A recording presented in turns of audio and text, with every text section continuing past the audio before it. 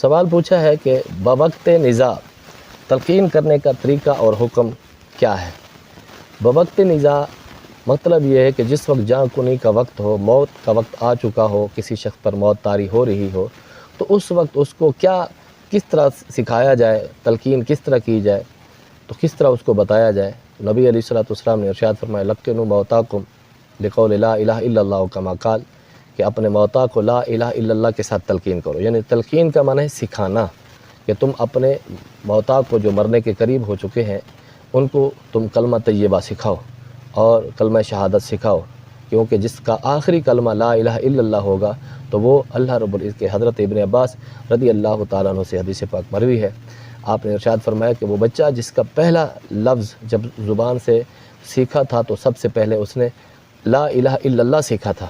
زبان سے پہلا جملہ جب الایات بولا تھا تو وہ لا الہ الا اللہ تھا، اور جب پھر آخر میں جب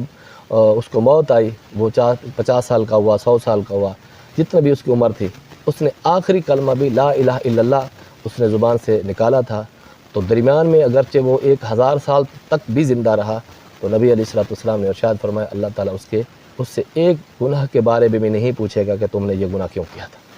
تو یہ کلمہ کی برکت ہے، اس لیے اپنے بچوں کو بھی سب سے پہلے لا الہ الا اللہ سکھانا چاہیے، اور پھر جس وقت ان کو اس وقت کوئی مرتے وقت کوئی موجود ہو اس کے ساتھ تو اس کو بھی نبی علیہ السلام نے ارشاد فرمایا کلمہ کی تلقین کرو، تو یہ تم کلمہ سکھاؤ گے، آخری زبان سے نکلنے والا جملہ بھی لا الہ الا اللہ محمد رسول اللہ ہوگا، تو حدیث پاک کے مطابق اس کی آخرت سنور جائے گی، دنیا تو وہ گزار چکا ہے، آخرت بھی بہتر ہو جائے گی، کہ اس کے گناہ خطا انسان سے ہوتی رہتی ہے، تو خطاؤں سے بھی اللہ تعالیٰ معافی عطا فرمائے گا۔ تو اس لیے سکھانے کا مطلب یہ ہے، فقہ کی کتب کے اندر علماء نے یہ فرمایا ہے، ان کو یہ نہ کہا جائے کہ تم کلمہ پڑھو، بلکہ اس کے پاس بیٹھ کر بلند آواز کے ساتھ، مناسب بلند آواز کے ساتھ کلمہ شریف مل کر پڑھنا شروع کر دیں، لا الہ الا اللہ محمد رسول اللہ، لا الہ الا اللہ، اس طرح پڑھنا شروع کر دیں، کلمہ شہادت پڑھنا شروع کر دیں، تو انشاءاللہ وہ سن کر وہ خود ہی پڑھنا شروع کر دے گا۔ تو اس لیے ہر شخص کو چاہیے کہ اپنی زندگی کے اندر جہاں کہیں بھی کلمہ طیبہ کی آواز کان میں آئے تو وہ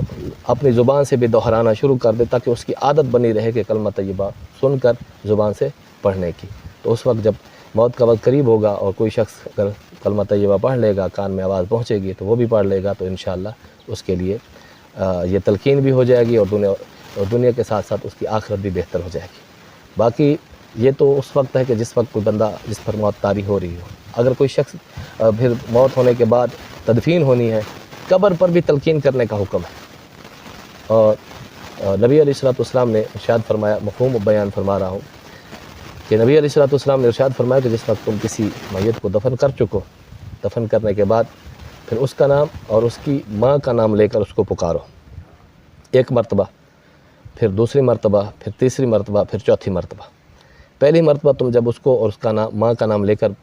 پکارو گے، بلاؤ گے، تو وہ آنکھیں کھولے گا، اور پھر جب دوسری مرتبہ تم پکارو گے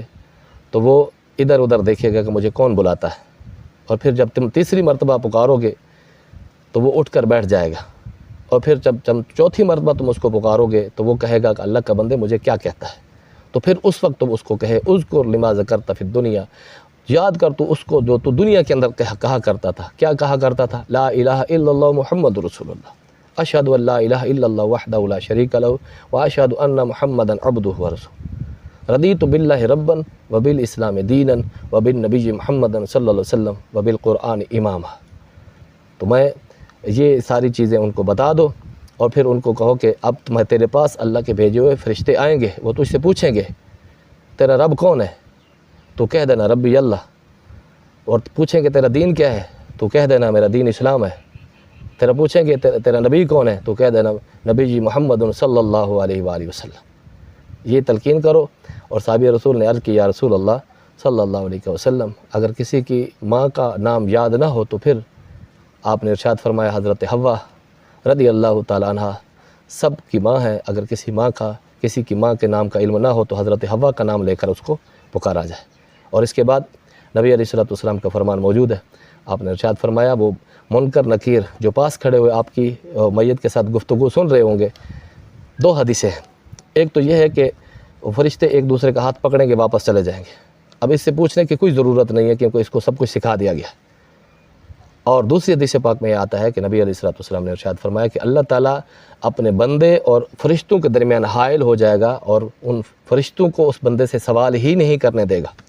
تو اس طرح یہ میت کے ساتھ بھلا ہو جائے گا، کیونکہ نبی علیہ الصلوۃ والسلام نے ارشاد فرمایا قبر کے اندر میت فتنہ دجال کے قریب فتنے میں مبتلا ہوتا ہے. فتنہ دجال تو آپ نے لوگوں سے سنا ہی ہوگا کہ ایک دجال آئے گا جو آنکھ سے ایک آنکھ والا ہوگا اور خدائی دعویٰ ہوگا، وہ شعبدے دکھائے گا، لوگوں کے ایمان چھینے گا. تو قبر کے اندر بھی یہ صورتحال ہوتی ہے، وہ قریب فتنہ یہ ہوتا ہے. وہ نبی علیہ الصلوۃ والسلام نے ارشاد فرمایا، علماء نے کتب کے اندر لکھا ہے کہ جب کوئی شخص میت قبر میں رکھی جاتی ہے تو منکر نکیر آ جاتے ہیں سوال پوچھنے کے لیے، تو شیطان لعین بھی وہاں پر پہنچ جاتا ہے. تو جب فرشتے پوچھتے ہیں من ربو کا، تو شیطان اپنی طرف اشارہ کرتا ہے اور شیطان کی ذریت اس کے آبا کی شکل میں، آبا، اجداد، بہن بھائیوں، والدین، نانی نانا، ان کی شکلوں میں ایک سائڈ پہ کھڑے ہوتے حقیقت میں وہ شیاطین ہیں، وہ ان کے آبا کی شکل میں وہاں پر موجود ہوتے ہیں. تو وہاں پر کیونکہ میت کو جب وہ منکر نکیر آ کر جھنجھوڑ کر اٹھا کر بٹھاتے ہیں، وہ خوف زدہ ہوتا ہے. تو پھر پہلا سوال جب کیا جاتا ہے تو وہ خوف زدہ ہوتا ہے، ادھر ادھر دیکھتا ہے، تو اس کو اپنے آبا نظر آتے ہیں. تو پھر اس سے پہلا جب سوال ہوتا ہے کہ من ربو کا، تیرا رب کون ہے، تو پھر شیطان اپنی طرف اشارہ کرتا ہے اور وہ کی شیطان کی ذریت جو سامنے کھڑی ہوتی ہے وہ کہتے ٹھیک کہہ رہا ہے. تو اگر اس نے اس وقت یہ کہہ دیا کہ یہ میرا سامنے جو موجود ہے یہ میرا خدا ہے، یہ میرا رب ہے، تو پھر آخرت تباہ ہو گئی. تو اس فتنے سے اپنے میت کو بچائیں، اور ہر شخص جب بھی اپنے عزیز و اقرباء میں سے کوئی بھی مسلمان دنیا سے فوت ہو، رخصت ہو، تو نبی علیہ الصلوۃ والسلام کے اس فرمان پر ضرور عمل کریں اور ان کو تلقین کرنے، مرتے وقت بھی تلقین کریں، تدفین کے بعد بھی تلقین کریں. اسی تلقین کا ایک حصہ قبر پر آذان پڑھنا بھی ہے، کیونکہ جب آذان پڑھی جاتی ہے تو شیطان 36 میل حدیث پاک کے مطابق 36 میل دور بھاگ جاتا ہے. تو آذان ہونے کے بعد پھر جب منکر نکیر ان سے سوال کریں گے تو اللہ تعالیٰ اپنے فضل سے ان کے سوالوں میں آسانی فرما دے گا. یہ ہے اللہ کا فضل ہی جس پر اللہ کا فضل ہو جائے. واللہ تعالیٰ عالم بالصواب.